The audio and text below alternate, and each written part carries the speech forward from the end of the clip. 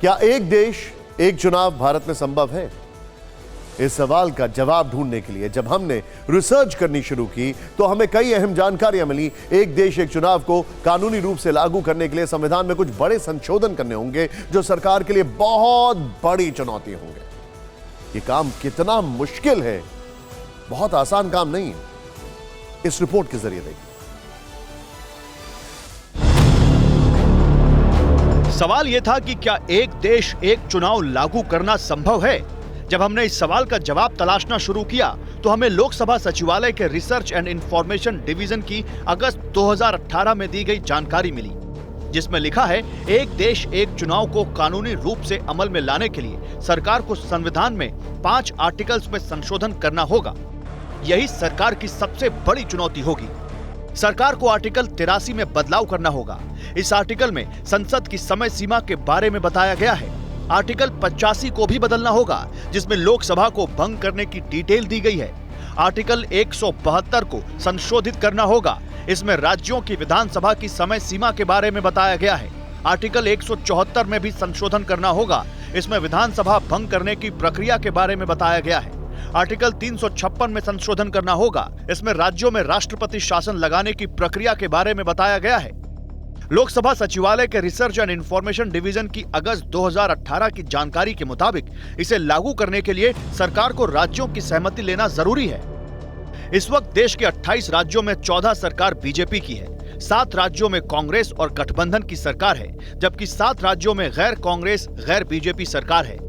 ऐसे हालात में राज्यों को एक देश एक चुनाव के लिए राजी करना मुश्किल काम होगा।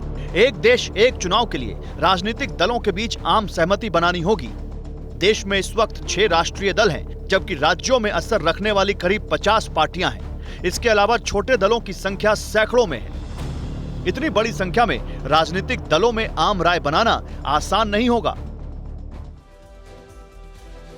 क्या एक देश एक चुनाव संभव है? जब यह सवाल हमने पूर्व कानून सचिव पीके मल्होत्रा से पूछा तो उन्होंने बताया कि यह मुश्किल कानूनी प्रक्रिया है, लेकिन हो सकता है।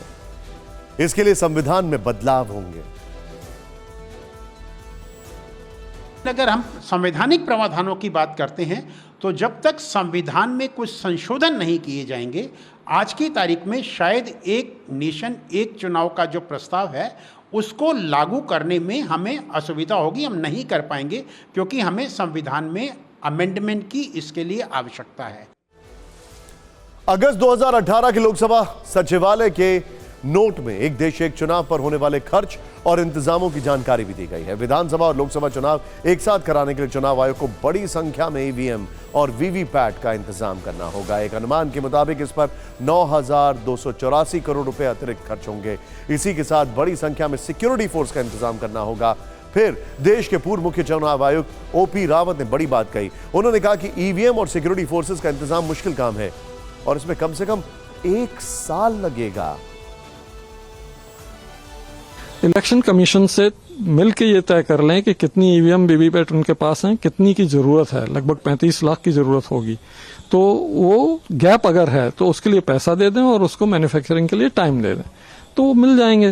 बाकी पैरामिलिट्री फोर्सेस वगैरह की व्यवस्था कर लें तो इलेक्शन पॉसिबल होगा, लेकिन ये टाइम लगेगा। मतलब ऐसे है, ये चीजें ऐसे नहीं हो सकती कि 2-4 महीने में हो जाएं।